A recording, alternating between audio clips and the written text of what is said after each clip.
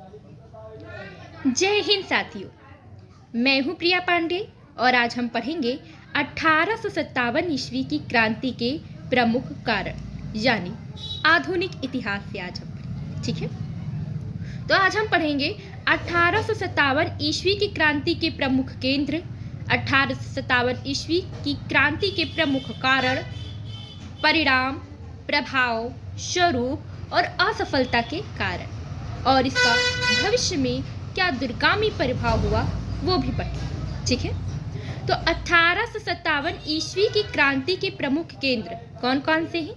बैरकपुर, मेरठ, दिल्ली। तो बैरकपुर, मंगल पांडे ने Barrackpore parade ground में काटरगार्ड से निकलकर गोली चलाई। ठीक है, तो यानी 1857 ईस्वी की क्रांति का बिगुल किसने फूंका? सर्वप्रथम मंगल पांडे। ठीक है, तथा अपने साथियों को पुकारा और कहा, निकली आओ पलटनू, निकली आओ हमारे साथ। अपने साथियों को पुकारा और कहा, निकली आओ पलटनू, निकली आओ हमारे साथ। इसी के परिणाम स्वरूप इसी परेड ग्राउंड में उन्हें 8 अप्रैल 1857 ईस्वी को फांसी दे दी गई। जिनका थ्योरी बेस एग्जाम होगा वो भी, और जिनका ऑब्जेक्टिव एग्जाम होंगे वो भी बहुत ध्यान से पढ़ेंगे, क्योंकि इसमें फैक्ट्स भी हैं और आपके थ्योरी बेस में आप फैक्ट्स अच्छे से लिख सकते हैं और ऑब्जेक्टिव में फैक्ट्स तो आपके पूछे ही जाते हैं। ठीक है, मेरठ और दिल्ली। मेरठ के सैनिकों ने फिरंगियों के राज्य का नाश कर दो, फिरंगियों के राज्य का नाश कर दो। आप इसे थ्योरी एग्जाम में बहुत अच्छे से लिंक कर सकते हैं। ठीक है, तो मेरठ और दिल्ली। तो मेरठ के सैनिकों ने फिरंगियों के राज्य का नाश कर दो, बादशाह की जय हो, दीन दीन, हर हर महादेव। तथा दिल्ली के सैनिकों ने मारो फिरंगी को नारे लगाए।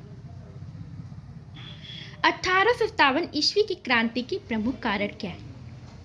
हम सब जानते हैं, कहीं भी क्रांति हो तो उस क्रांति के कहीं दूरगामी कारण होते हैं।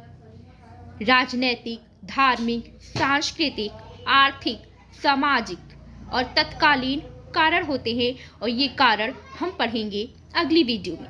लेकिन आज कुछ राइटर्स के मत हम जान लेंगे, क्योंकि इतिहास को पढ़ने के लिए लेखकों का मत जानना ज़रूरी होता है। तो 1857 ईस्वी की क्रांति में 2 राइटर्स के मत आज अभी हम जानेंगे और बाकी हम अगली वीडियो में इसके कारण, प्रभाव तथा परिणाम देखेंगे। मिल्सन ने लिखा है, यदि विद्रोह योजना अनुसार सभी स्थानों में एक साथ होता तो अंग्रेजों के सामने विकट समस्या आ सकती थी।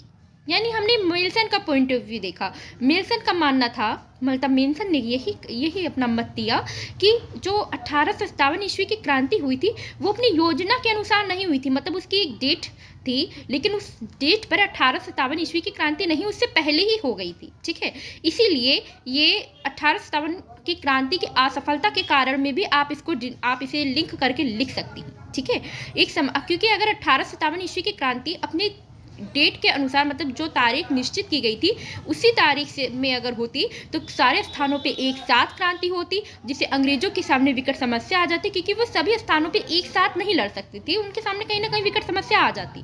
लेकिन तारीख से पहले ही क्रांति हुई, जिसके कारण उन्हें 1857 ईस्वी की क्रांति का दमन करने का बेहतर अवसर प्राप्त हुआ। लॉर्ड कैनिंग का क्या मत है 1857 ईस्वी की क्रांति के परिप्रेक्ष्य में? कि यदि सिंधिया विद्रोह में सम्मिलित हो जाए, यदि सिंधिया विद्रोह में सम्मिलित हो जाएं तो मुझे कल ही बोरिया बिस्तर समेटकर वापस जाना होगा। ये हमारा दुर्भाग्य ही है कि हमारे अपनों ने ही हमारा साथ देने की बजाय गोरों का साथ दिया।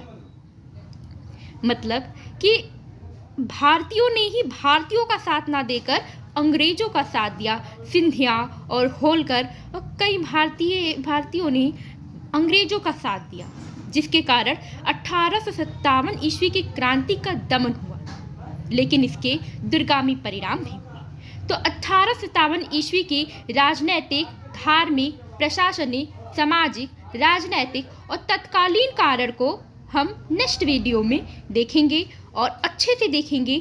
1857 ईस्वी की क्रांति को पूरी तरह से समाप्त करेंगे। अगर इतिहास आपका विषय है तो भी, नहीं है तो भी ये हमें पढ़ना ही पढ़ना चाहिए, क्योंकि ये इतिहास ना कि सिर्फ एक विषय बल्कि ये हमारा अतीत है और हर व्यक्ति को अपना अतीत जानना ही चाहिए। समय को बर्बाद ना करें, समय का सदुपयोग करें, अपनी पढ़ाई पढ़ें, क्योंकि समय खुलेआम कहता है कि तुम आज मुझे बर्बाद कर दो और कल मैं तुम्हें बर्बाद कर दूँगा।